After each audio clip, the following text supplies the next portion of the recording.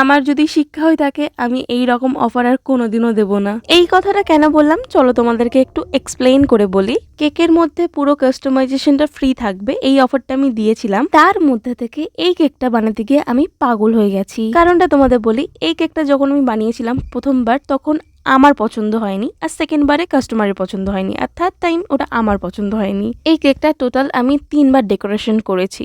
আমি জানি না কেন আমার ফ্লোরাল ডেকোরেশন করতে গেলে আমার একটু ভয় লাগে, কারণ আমি ফ্লাওয়ার ঠিক মতো বানাতে পারি না। আমার মতো কারা কারা আছো প্লিজ আমাকে কমেন্ট বক্সে জানিয়ে যেও। এতদিন আমি কেন ভিডিও আপলোড করিনি, তোমরা আমাকে অনেকে মেসেজ করেছো আর অনেকে কমেন্ট করেছো, তার জন্য মন থেকে অনেক অনেক থ্যাংক ইউ। আমার 12-এর বোর্ড এক্সাম চলছিল বলে আমি ভিডিওগুলো আপলোড করতে পারছিলাম না, কিন্তু এখন থেকে আমি প্রতিদিনই ভিডিও আপলোড করব। ভিডিওতে কিন্তু তোমাদের অনেকদিন নাম নেওয়া হয়নি, এই ভিডিওতে তোমাদের নামগুলো জানিয়ে যাও, তাহলে নেক্সট ভিডিওতে তোমাদের নামগুলো নেবো আমি। আর তোমরা কোথা থেকে আমার ভিডিওটা দেখছো এটাও প্লিজ আমাকে কমেন্টে জানিয়ে যাও, তাহলে আমিও জানতে পারি যে আমার ভিডিওটা কত দূর পর্যন্ত যাচ্ছে। কদিন পরে আমি একটা কেক লঞ্চ করতে চলেছি, সেটা শুধু স্টুডেন্টদের জন্য অ্যাভেলেবেল থাকবে। কথা বলতে বলতে কিন্তু কেকের ডেকোরেশনটা শেষ হয়ে এসছে। এটা আমি সেকেন্ড টাইম বানিয়েছিলাম কেকটা, আর এটা ফাইনাল লুক ছিল।